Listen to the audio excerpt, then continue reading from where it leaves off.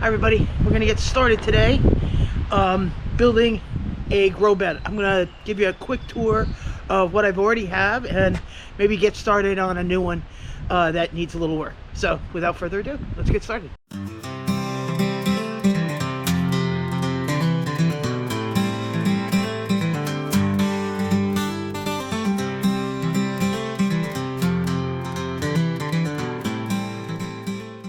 All right, so these are grow beds that I already had created.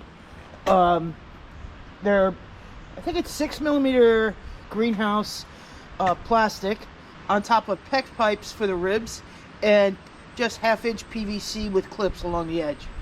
You can see here a little bit how the condensation builds up on the inside, and that's really good because that means it's keeping your seeds nice and moist. Now, this is the one we're going to be working on today. I already put the ribs in, and the hardest part is figuring out the diameter. So these beds are 3 feet wide by 8 feet long.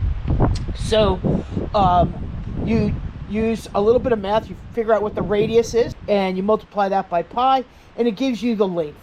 I put the formula on the screen. And so I need 5 foot lengths. All right, let's get started. Now, the first thing we want to do is get ourselves our ribs set up, as I said. It's very simple. All I do is take this PEX pipe, go down to the dirt, and then put on one of these little clamps. And you just tap it in. And you measure the distance between each so that they're equal and the weight is shared. I then have a couple of pieces of 1/2-inch PVC pipe that are the length of the bed.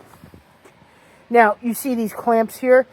I didn't really want to go out and buy more PVC, so I just put a clamp and put them together. It's fine.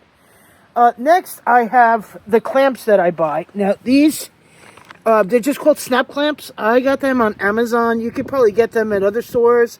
And I got some clips for clipping down the tunnel itself, and then a bunch of zip ties, and of course my plastic. All of this I did get on Amazon. You'll see a couple of cans in here.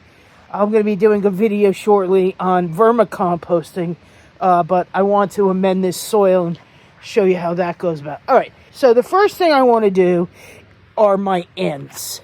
And I'm going to cut a piece of plastic that is somewhat covering the end. And then I'm going to tie it down with zip ties.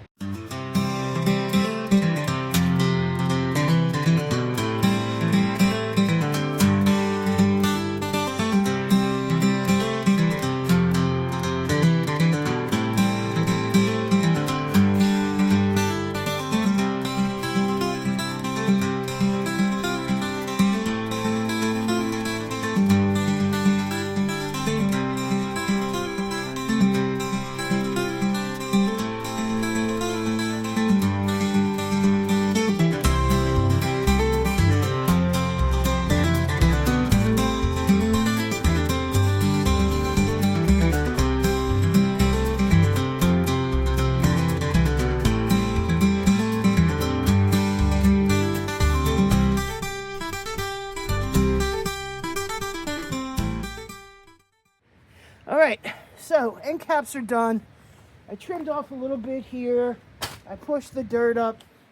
I'll show you. You can see how I pushed up the dirt so it keeps it nice and taut. And now I need to put the top on. All right, so I just found this large piece of plastic that I actually had already cut for my low tunnel in the front. It's a much bigger bed, but I'm not going to use it this year, so I'm going to cut this down, and perhaps I can use the excess for another bed in the backyard. So I'm just going to trim it. It's just like wood, measured twice, cut once. Rather have a little overhang than not, you know. Mistakes, less than mistake. Trim these off.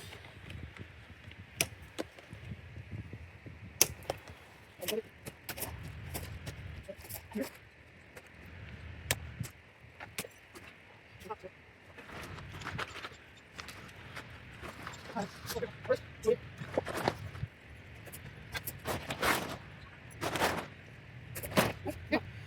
have a weird cut back here. So let me show you. I could trim this up. That'll be nice. But I have this weird cut back here. So I'm going to trim this plastic right here and do a straight cut there. I could use that plastic for something else, but this is going to work out just fine. Let me set this down here. Hopefully you can see.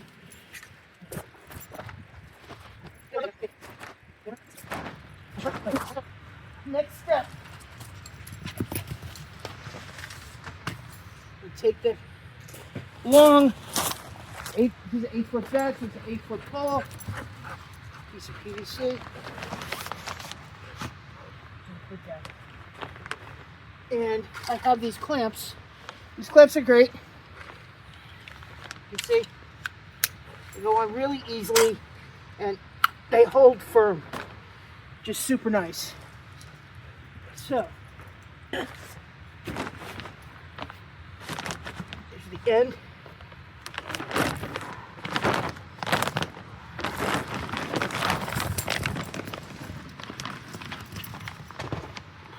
Okay, first one's done.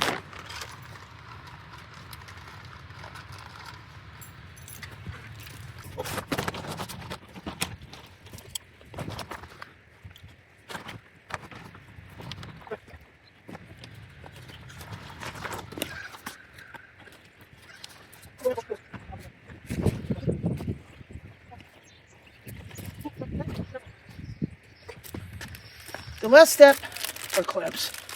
So these clamps are really easy to work with and they don't rust. They're awesome. Fit right on these PEX pipes.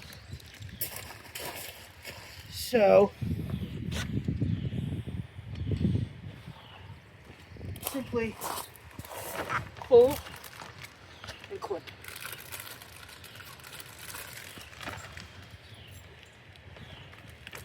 Go right over the PEX. Nice. Another good thing about these low tunnels is that they basically move you a zone. So I'm in 6B. This is going to move me probably, probably 7B, maybe. But basically I'm going from southern New York into southern Jersey. So I'm looking down there at my clamps and I'm trying to replicate what I have so that I can easily open this baby up. All right. We have a low tunnel. Not too bad. Now what we need to do is planting it. And that is our next step in our journey. Thanks, guys. Have a great day.